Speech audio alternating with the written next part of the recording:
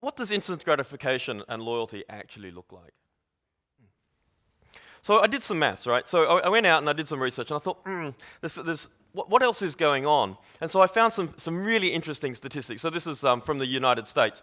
So in the US in 1960, 72% of people were married above 18. In 2010, that number had dropped to 51%. Only 51% of Americans over 18 are now married.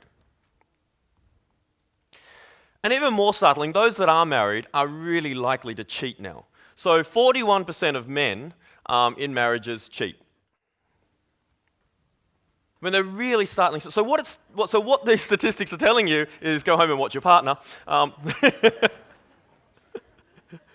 But what these statistics are telling you is that there's a social change going on. There's a social change within all of us that is against long-term coupling. Right?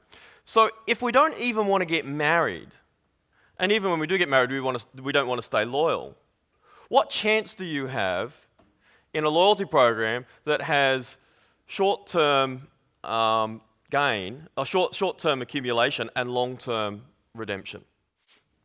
Right.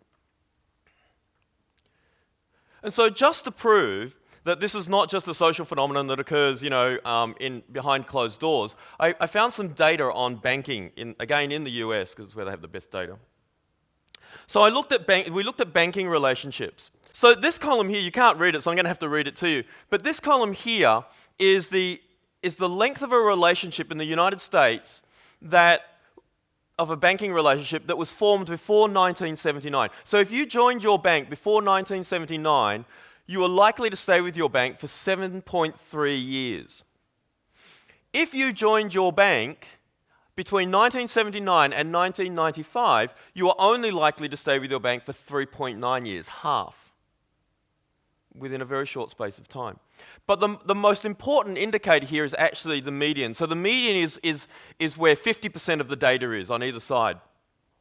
So before 1979, the median was 6 years. And between 1979 and 1995, it was 2. What that tells you is that the rate of decline is very fast. Is that the speed at which customers are leaving their banks or churning their banks is actually rising. So it's not just a social phenomenon, it's something that people are taking into their very, very dear to their heart commercial relationships with their banks. Right? Because you would think, if you're a retailer or you're a telco, everybody would love to have the length of the relationship with the bank has. But even the banks are losing their grip on their customers. So it raises the question, if customers are looking for instant gratification, why do we keep offering them marriage? We don't walk up to somebody in a bar and say, hey, do you want to marry me? Right? You also don't get married, right? And then ignore, as a man, right? So I'll say this as a man. You don't get married as a man and then let your wife, wait on you hand and foot for your entire life, and then at the end of it, when you retire, you might be nice to her, right? You might. Right? If she's good to you, if she's good enough, you've got to wake up every morning. So here's my relationship advice to you. You've got to wake up every morning and say, how can I make you happy? If you wake up every morning and you think to yourself, how do I make my partner happy today?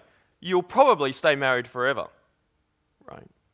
And when I was at Westpac 20 years ago, Westpac nearly went broke, and we had this American come over to save the bank. And apart from sacking half of us, he used to drill into us, life is a series of short-term wins. And I hated it. It drove me nuts because I worked in strategy, right? And strategy is all about long-term and it's all about, the future. And he used to drum into us, life is a series of short-term wins. And I never understood it. As a young analyst, I never understood it.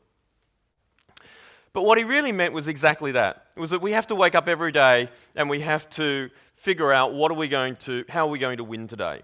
And we need to do that with our customers as well. We need to make sure that every day that a customer walks into our store, comes onto our website, or engages with us, is that we're thinking about how do we make that customer win.